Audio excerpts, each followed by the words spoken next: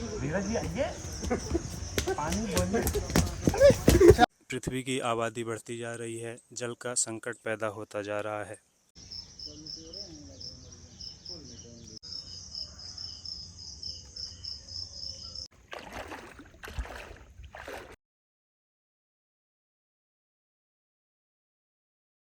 तो आप लोगों को जय श्री राम, जय राम, जय जय राम।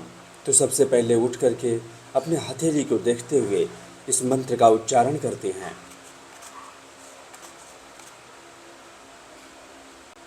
इसके बाद धरती माता जी का चरण स्पर्श करते हैं।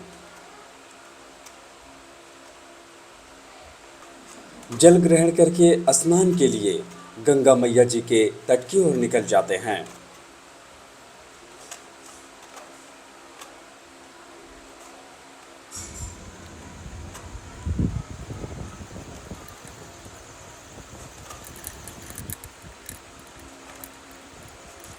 माता जी के तट पर पहुंचकर भगवान जी के दर्शन करते हैं। भगवान जी के दर्शन करके माता जी के तट की ओर निकल जाते हैं, जहां पर स्नान करना होता है।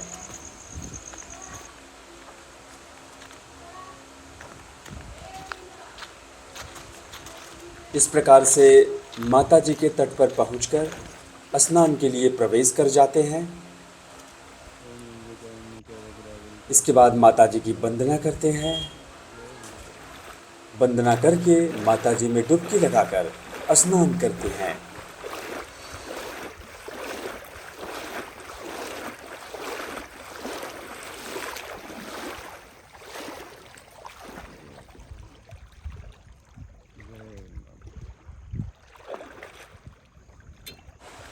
स्नान पूरा करके भगवान जी के स्नान के लिए जल लेते हैं। भक्ति करने से पहले भगवान जी को स्नान करवाते हैं। इसके बाद हम लोग जो है प्राणायाम के आरंभ में वज्रासन में बैठ जाते हैं। फिर करते हैं हम लोग अनुलोम विलोम प्राणायाम। फिर इसके बाद वीरासन का अभ्यास करते हैं। फिर करते हैं ज्ञान मुद्रा का अभ्यास। इसके बाद कपालभाति प्राणायाम करते हैं।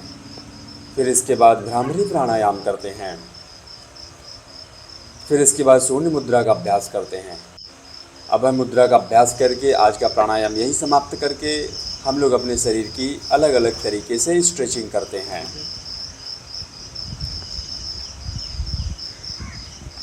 तो इस प्रकार से अपने शरीर की स्ट्रेचिंग करते हुए आगे बढ़ते हैं।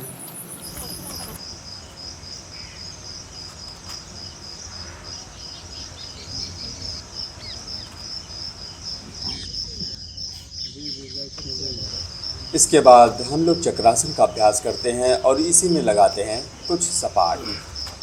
आगे बढ़कर हम लोग मयूरासन का अभ्यास करते हैं। मयूरासन के अभ्यास से हमारे पाचन तंत्र बहुत अच्छे हो जाते हैं। स्ट्रेचिंग पूरी करते हैं और आगे बढ़कर व्यायाम की शुरुआत साधारण सपाट से करते हैं।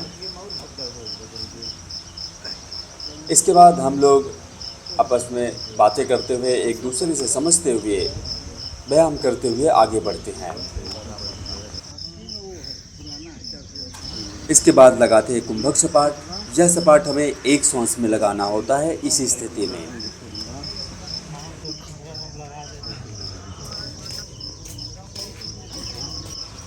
इसके बाद लगाते हैं स्कैपुला पुशअप। इस प्रकार से हम इस सपाट को नित्य लगाते हैं। इस सपाट के अभ्यास से हमारे शरीर में एक अलग ही मजबूती आती है। तो इस सपाट को पूरा करके थोड़ा सा आराम करते हैं। आगे बढ़कर लगाते हैं हिंदू दंड।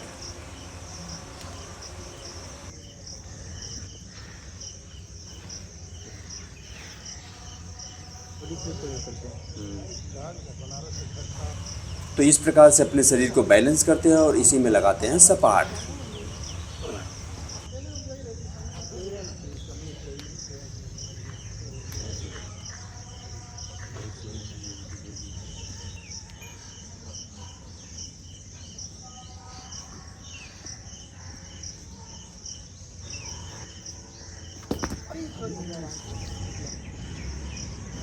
अब यह सपाट कमर के मजबूती के लिए लगाएंगे। डायमंड से बना के अपने शरीर को पूरी तरह से स्ट्रेच कर लेते हैं और इसमें लगाते हैं सपाट।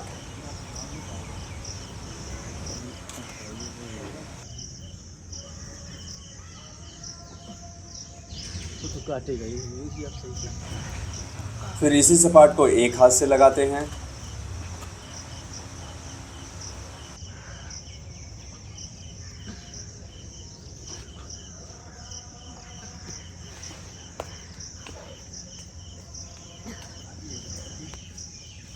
यह भी सपाट कमर के मजबूती के लिए ही लगाते हैं।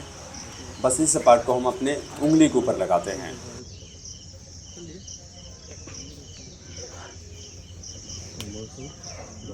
बहुत बढ़िया। इसके बाद लगाते हैं मुष्टि का सपाट। इससे हमारे फोर आर्म बहुत ही मजबूत होते हैं।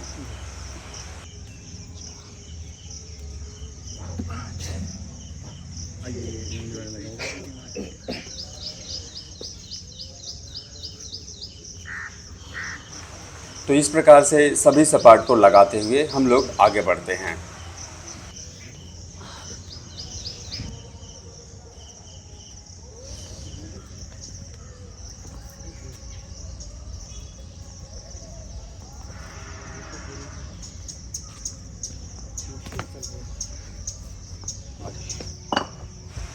तो आगे बढ़कर लगाते हैं 100 से अधिक दंड।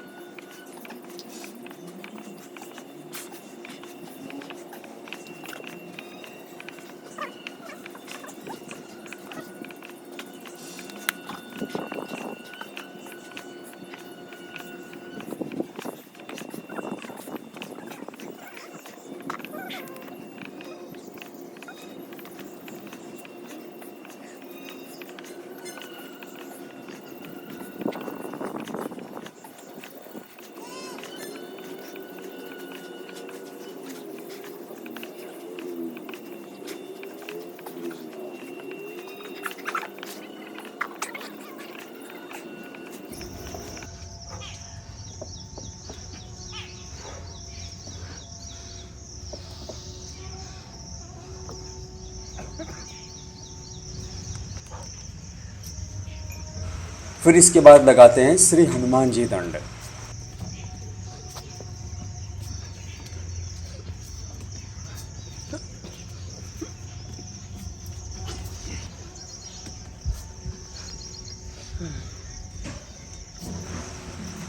पैर के लिए लगाते हैं दंड बैठक।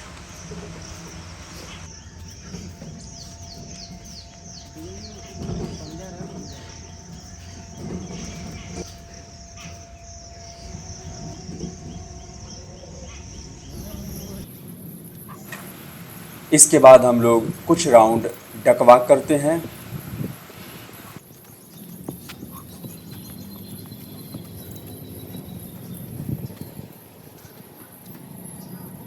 और फिर हम लोग क्रैब वॉक करते हैं।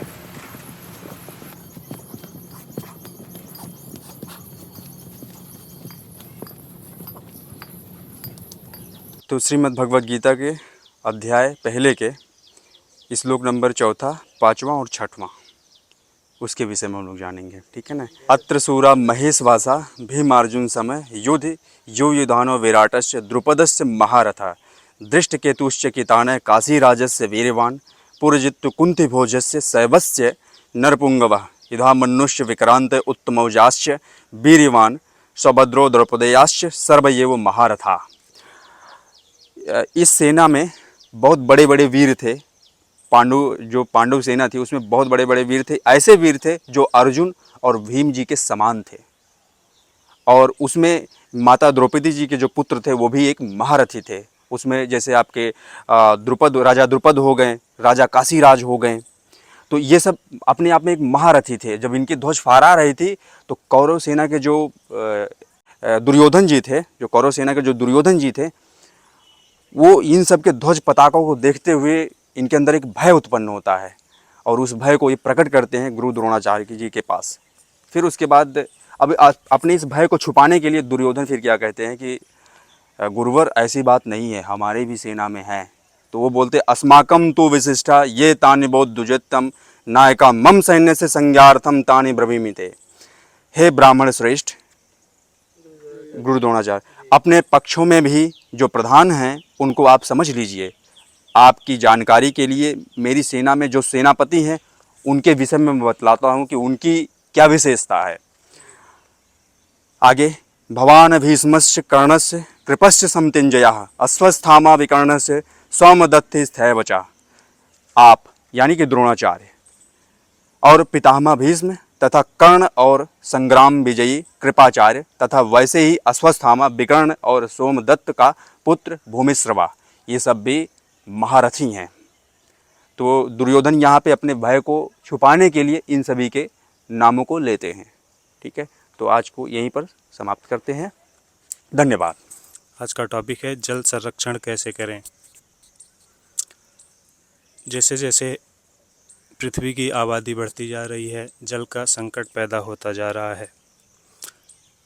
पृथ्वी के ही कई इलाकों में आज पीने के लिए पानी की उपलब्धता न के बराबर है।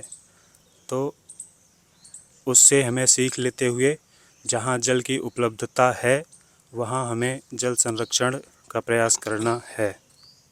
धन्यवाद। जल को बचाने का हम लोग एकमात्र ये तरीका ढूंढ सकते हैं, जहाँ पे भी हम टैप को देखते हैं कि पानी बहता रहता है और लोग देख के भी अनजान कर देते हैं, तो हमें वहाँ देख के टैप को बंद करना चाहिए और अधिक से अधिक जहाँ पे पानी वेस्ट हो रहा है उसको बचाना चाहिए।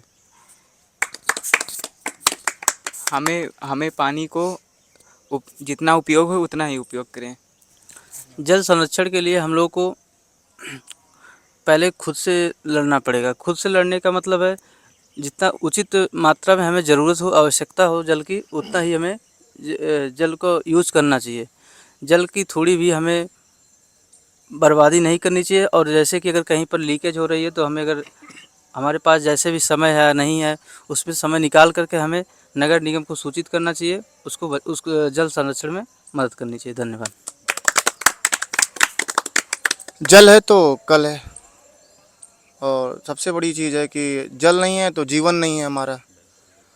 और इसके लिए सरकार द्वारा जितनी योजनाएं चलती हैं उसका धरातल पे उतरना और उसका सही रूप से कार्य करना, जल संरक्षण में बहुत अच्छा उपयोगिता होती है इसकी, और अच्छा कार्य भी होता है। ताकि और जैसे हमारे साथियों ने बताया कि जल जो संकट है ये पर्टिकुलर, जैसे राजस्थान को हम ले लें, एक महिला जो होती है वो किलोमीटर चल के वो अपना जल घड़े पे भर के लेके आती है, घड़े में भर के लेके आती है।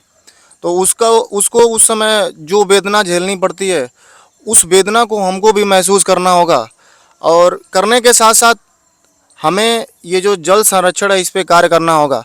तो हमारा जो ये अभियान है इसमें हम जल बचाओ एक मिशन भी लेके चलना चाहेंगे, जिसमें हमको कहीं भी कोई भी अगर टंकी या कहीं भी हमको लगता है कि हमको जल संरक्षण, तालाब, कहीं भी जैसे लगता है कि हम इसको कर सकते हैं तो वो करने का हम प्रयास करेंगे। और सरकार के साथ साथ हम सभी नागरिकों से मतलब ये अनुरोध करना चाहेंगे कि जल बचाएं, तभी हमारा कल है। धन्यवाद। जल को बचाने के लिए टंकी को खुला छोड़ देते हैं। पानी मतलब जब भर जाता है टंकी को तो उसको खुला छोड़ देते हैं तो वो बहता रहता है पानी। धन्यवाद इसके लिए। जैसा कि आप सभी लोगों ने, जो भी हमारे भारतीय युवा जागृति संगठन के जो कार्यकर्ता हैं, बहुत अच्छे अपनी अपनी बात रखे हैं कि जल के ऊपर।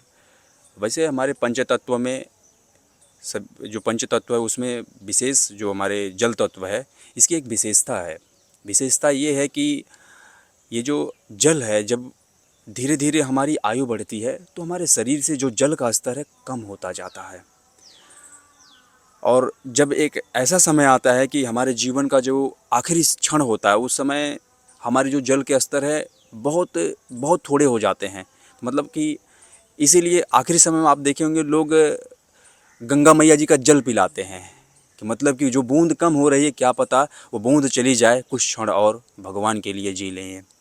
तो ये समझिए कि अगर अभी हमारे शरीर में जल का स्तर है, तो अगर हम जो हमारे आसपास हैं जो जल हैं उन्हें अगर हमें बचाना है, जैसे गंगा मैया हैं, ठीक है ना, आप अक्सर देखते होंगे लोग वहाँ पे जाते हैं तो उसमें प्लास्टिक फेंक देते हैं। अपने थैला में या पॉकेट में जो भी प्लास्टिक रखे रहेंगे, जो भी कचरा लेके रहेंगे, अपने कमरे से या घर से लेके जाएंगे, फेंक देंगे वहाँ पे ले जाके। उनको लगता है कि इनसे थोड़ी हमको मतलब है, हम अभी आरओ प्लांट से पानी आ रहा है 20 लीटर लेके आ जाते हैं, पी लेते हैं हम। लेकिन उनको ये नहीं पता कि हर एक प्लांट इन्हीं से चल रहे हैं। तो हम लोग क्या करते हैं कि हमारी जो दृष्टि बहुत नज़दीकी हो गई है, हम वहीं पर ध्यान देते हैं। हमारी जो दूरदर्शिता है ना, वो हम वहाँ पे ध्यान नहीं दे पाते। इसलिए हमें क्या करना है, अगर हम बड़ी चीज़ों पर ध्यान देंगे तो छोटी चीज़ें अपने आप से ही हो जाएंगी। जैसे गंगा मैया का स्वच्छता, तो आने वाले समय में हम लोग, अभी आप लोग के ये एग्ज़ाम वगैरह हैं होंगे, तो आने वाले समय में हम लोग कुछ दिन में एक अभियान चलाएंगे यहाँ पे गंगा मैया के स्वच्छता के लिए, ठीक है ना, शाम के समय में। तो इसी के साथ जो है अपनी वाणी को विराम देते हैं। धन्यवाद। तो आज का जो हम लोगों का खेल है वह है बर्फ़ पानी। तो सबसे पहले हम लोग इस प्रकार से अपने आप को बांटते हैं। तो चलिए अब खेल को आरंभ करते हैं। ऐसे तो फिर हो जाएंगे। उधर से आओ यार, सही कहो सबको, उनको बचाना चाहिए ना, सही कह रहे हो। किस कोने जाके यार खड़े हो गए भैया पानी ये यार इसकी जगह की प्रॉब्लम है। एक जगह दे दो पर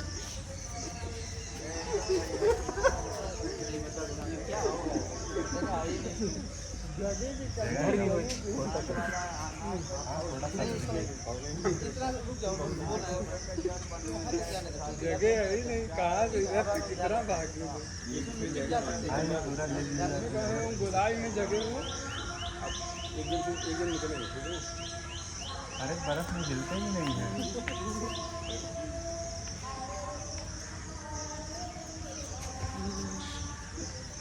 धीरज जी आइए,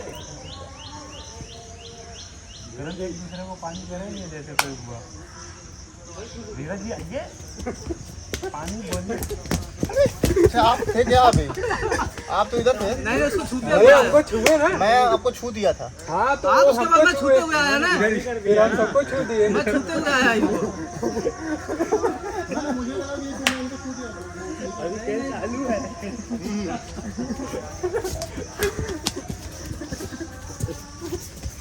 अरे आप कहाँ चले गए? इसके पहले ही रुक जा, पहले ही अरे हमको छू दिए है वो। क्या